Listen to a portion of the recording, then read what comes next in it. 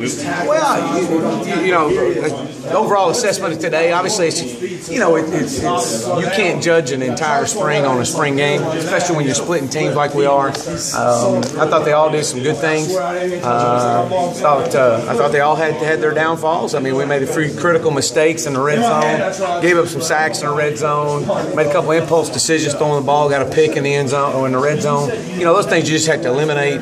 But you know that, you know, again, you know, you have to, as a coach, you have to assess the entire spring and not just the spring game. You know, obviously, we wish it would have been a little bit cleaner for them, but it wasn't. And you know, like to see how they handle adversity too. Were you frustrated with Chad Kelly today, with his frustration and how he handled himself? Well, you know, I think Chad's a great competitor. You know, sometimes that works against him. You know, he's just so competitive. He wants to win at everything he does, and you love that. That's what makes him special. You know, and so, you know, he got a little frustrated today, and so, you know, I hated that for him. He's had a good spring. What was your decision to not play him in the second half?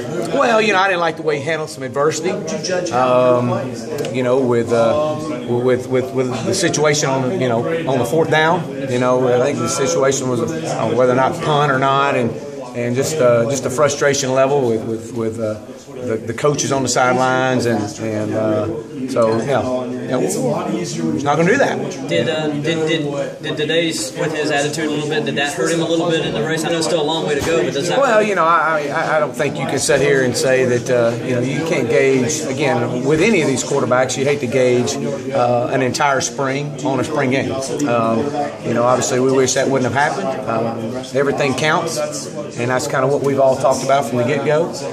But again, you know, he's had a good spring. Just you know, I'm sure he wishes he had that moment back, but it was a spring game. It was a spring game, and it was an opportunity to you know, to deal with some adversity. That was kind of part of splitting this thing up, because we know there's going to be some adversity, and you know, sometimes you're going to have number 2s and 3s in there with number 1s, and you just deal with it. How do you respond to your leadership? And so, anyways, you know, I got a little frustrated with it today, and we'll move forward. Keep moving. How do you handle it, even on the field? Well, he didn't play the second half. I mean, he's still trying to plead his case. Or, no, there's no pleading to nothing. The pleading was done at halftime. Well, and so we could see that he was still trying to talk to coaches. I don't know what all was going on at that point. I was back and forth across the field, and you know, we made a decision that this is what we're going to do. And you know, this doesn't need to be the overshadow of the entire spring, because he has had a good spring, and done a lot of really good things. We've had a great battle, and I've been saying that all spring long, and it's just unfortunate it came to this, but it is what it is. Talk about making his case. Cole looked like he played pretty well. Yeah, you know, Cole is, you know, he has been very consistent the entire spring. I mean, he's just been kind of that steady Eddie, you know, type of guy, and never too high, really, never too low. So it was good to see that today. I thought I saw a few things with him today, and made some good throws. A couple throws I wish he'd have made. Had a little bit more confidence in making, but you know, it is just part of it in the spring. You know, again, it's a spring game, and you know, we're a long way from being ready. But the good thing about it is we got a long way to August 31st, and you know, we don't. Somebody asked me out there a minute ago, are we ready before the game? And I said, well, I hope we're not ready to play Georgia just yet. We got a lot of work to do, so we will be. But it was good to see those guys. Receivers in here talked very highly of Cole's progressions, his reads, and all that. I mean, is that something he's always kind of had an knack for? Or he really? Well, you know, after watching Cole the last few years, you know, the thing that's made Cole so consistent is his ability to find all his reads and get to his check down. That's what's really kind of made it pretty special. You know, seeing him kind of respond to adversity and find those check downs. And, you know, we all know Cole's not going to beat you with his feet.